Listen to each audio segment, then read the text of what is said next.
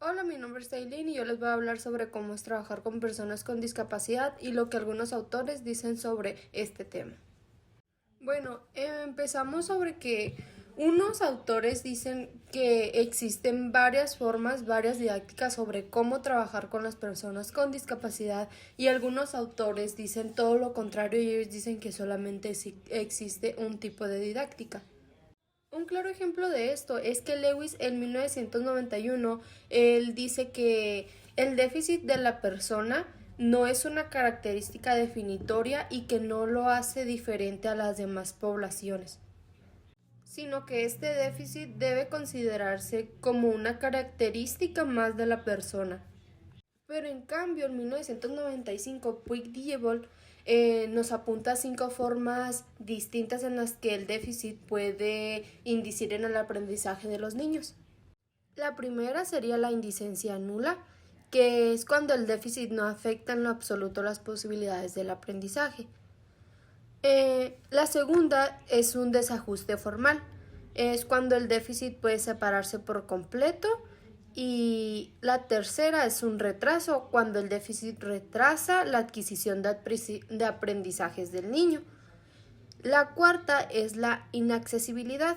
Esto es cuando se determinan contenidos o niveles de aprendizaje que son inalcanzables, esto es de la consecuencia del déficit. La quinta y la última es un desajuste estructural, que esta es cuando hay un déficit que altera profundamente al individuo, conjuntamente en el grado de su conciencia, su identidad y las posibilidades de comunicación con las demás poblaciones.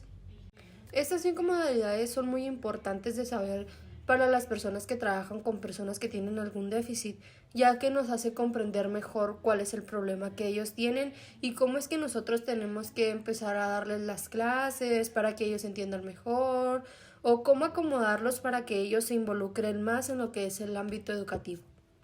En la educación física también tenemos que tener diferentes modalidades, es decir, no podemos poner a una persona con déficit o con discapacidad en riesgo, pero tampoco debemos delimitarlos a que hagan las cosas, es decir, lo pueden hacer con un ritmo más calmado, más lento, más cuidadoso, con algo que no sea tan riesgoso como se lo pondrían a una persona que no tiene alguna discapacidad.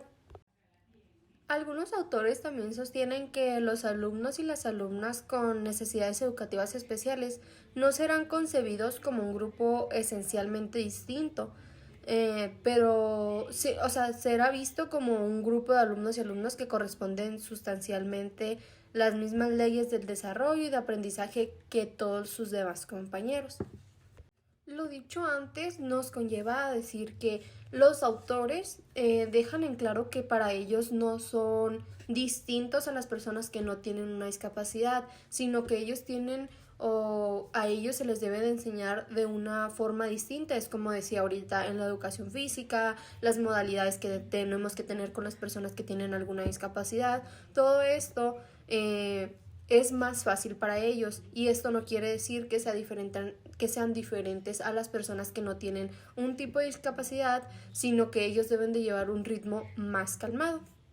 Esto sería todo de mi parte, espero que esta información les haya servido.